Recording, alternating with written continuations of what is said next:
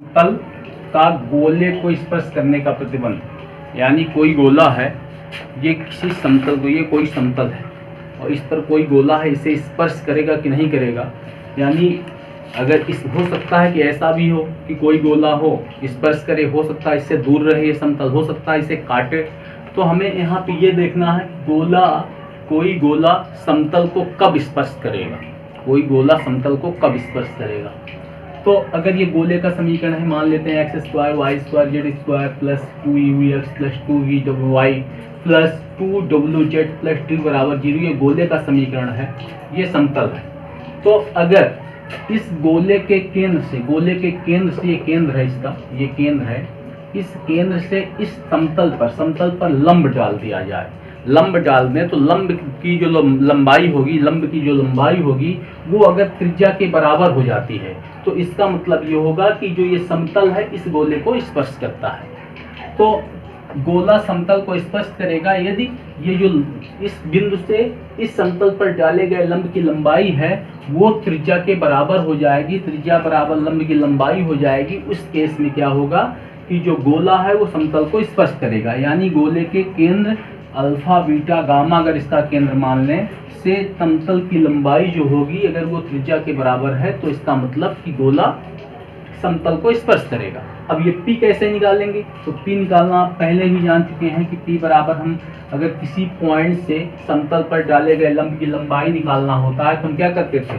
इस पॉइंट से हम इस पर लंब डाल रहे हैं, जहाँ x y z है वहाँ पे अल्फा बीटा गामा, जहाँ जो भी पॉइंट है उस पॉइंट को x जहाँ में अल्फा, y जहाँ बीटा, z की जहाँ हम गामा रख देते हैं। तो जैसे इसमें अगर रखना है इस समतल पर इस पॉइंट से लंबाई हमें ज्ञात करना है तो हम लिखेंगे a अल्फा, फिर यहाँ पे लिखेंगे plus b beta plus c gamma plus d, इसमें अल्फा बीटा गामा, जहाँ x y z है वहाँ पे अल्फा बीटा गामा डालेंगे और नीचे लिखेंगे इसके जो समतल है इसके अभिलंब के दिक् अनुपात, यानी x के गुणांक का स्क्वायर प्लस y के गुणांक का स्क्वायर प्लस z के गुणांक का स्क्वायर। और इस तरीके से हम किसी पॉइंट से समतल पर डाले गए लंब की लंबाई ज्ञात करते हैं। तो यहाँ पे इस पॉइंट P बार केंद्र है तो हम केंद्र से डाले गए लंब की लंबाई समतल पर ज्ञात करेंगे।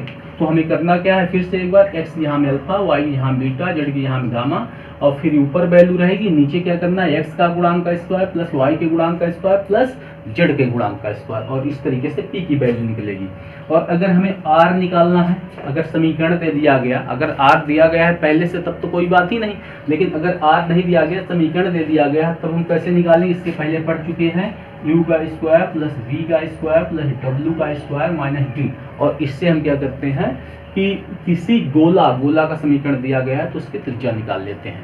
अगर गोले का केंद्र यहाँ से ज्ञात करना है, हमें समीकरण से ज्ञात करना है, तो केंद्र क्या होता है, केंद्र होता है minus U minus B minus W, ये होता है गोले का केंद्र। हाँ, ये तो स्पर्श करने, गोले के स्पर्श करने की, किसी समतल को स्पर्श करेगा उस केस में P बराबर R होगा, लेकिन काटेगा, दूसरी कंडीशन काटेगा, यानी गोला वो समतल काट देगा, काटेगा।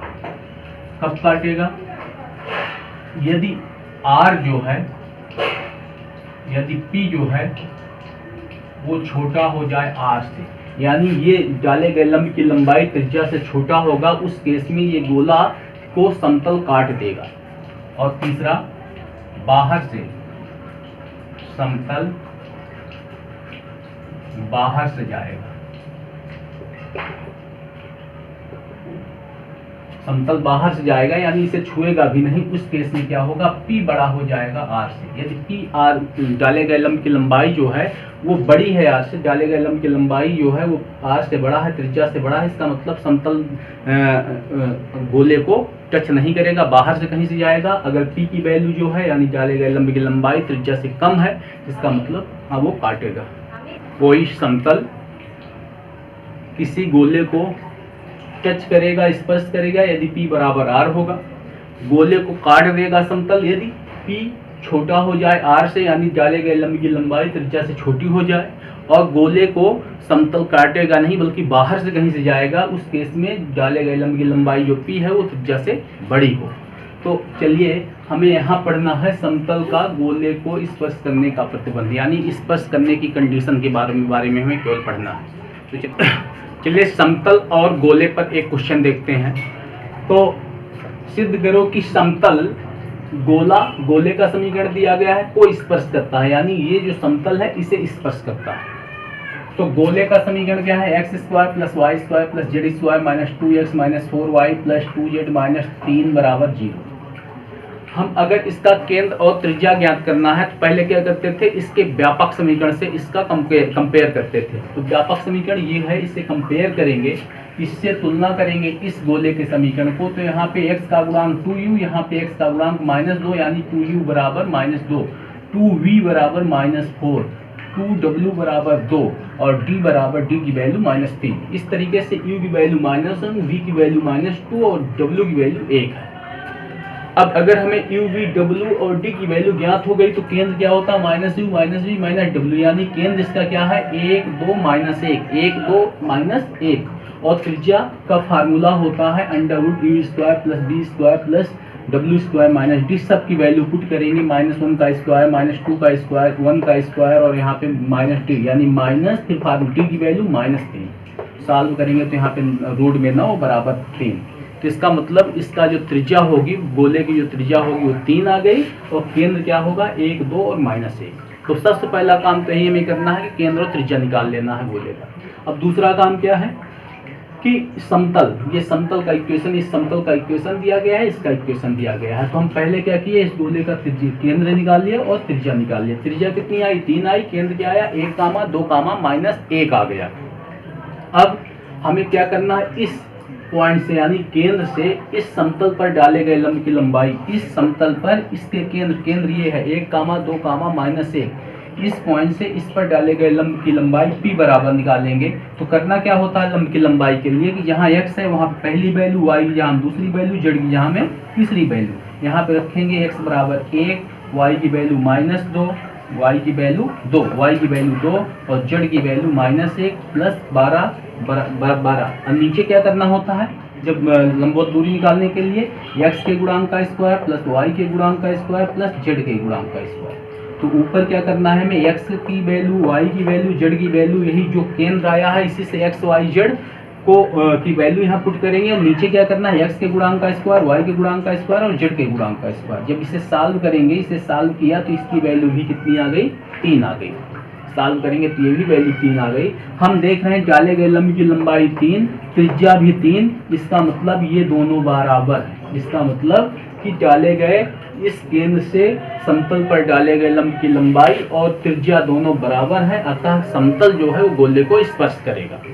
एक चीज फिर समझने वाली बात है, यहाँ पे हमें करना क्या था, गोले को कोई समतल स्पर्श करेगा कि नहीं करेगा, इस तरीके का क्वेश्चन दिया गया था। तो हमें क्या करना है, पहले हम गोले का जो गोला दिया है उसका केंद्र और त्रिज्या निकालेंगे, फिर गोले के केंद्र से समतल पर डाले गए लंब की लंबाई निकालेंगे। अगर दोनों बराबर हैं इसका मतलब समतल जो है वो गोले को स्पर्श करेगा। चलिए एक क्वेश्चन और देखते हैं। उस गोले का समीकरण ज्ञात करें जिसका केंद्र ये है तथा जो समतल को स्पर्श करता है। गोले का समीकरण अब की बार हमें बताना है, लेकिन गोले का समीकरण बताने के लिए हमें 2 चीजें चाहिए, उसका केंद्र चाहिए, उसकी त्रिज्या चाहिए। इसमें केंद्र दिया गया है लेकिन त्रिज्या नहीं दी गई है। तो यहाँ पे जब हमें त्रिज्या नहीं दी गई है तो एक कंडीशन दी गई है कि जो गोला है इसे स्पर्श करता है, यानी अगर इसके केंद्र से इस समतल पर डाले गए लंब की लंबाई निकालें तो ये लंबाई जो है p, ये त्रिज्या के बराबर होगी। यानी यहाँ पे त्रिज्या हम कैसे ज्ञात करेंगे, इस गोले के केंद्र से समतल पर लंब डाल देंगे। तो अगर हम इस समतल पर इस केंद्र से लंब डाल देते हैं, जो p होगा वो r के बराबर होगा। r के बराबर इसलिए होगा क्योंकि सवाल में दिया गया है कि जो समतल है वो गोले को स्पर्श करता है। तो देखिए समतल, ये समतल है, इस समतल पर केंद्र, इस केंद्र से डाले गए लंब की लंबाई अगर निकालना चाहें तो ये हो जाएगा 2 गुणते x की वैल्यू 3 रखना है इसमें, -2 गुणते y की वैल्यू 6, फिर -z की वैल्यू -4 और -10, ये बराबर 10 था तो इसे इधर लाएंगे तो -10 बराबर 6। और अंडर रूट में क्या करते हैं हम, अंडर रूट में कर देंगे x के गुणांक का स्क्वायर प्लस y के गुणांक का स्क्वायर और प्लस z के गुणांक का स्क्वायर। इसे सॉल्व करेंगे तो ये हो जाएगा 6 minus 12 minus minus plus 4 minus 10 बटे और ये हो जाएगा रूट में 9 या ये बराबर हो जाएगा,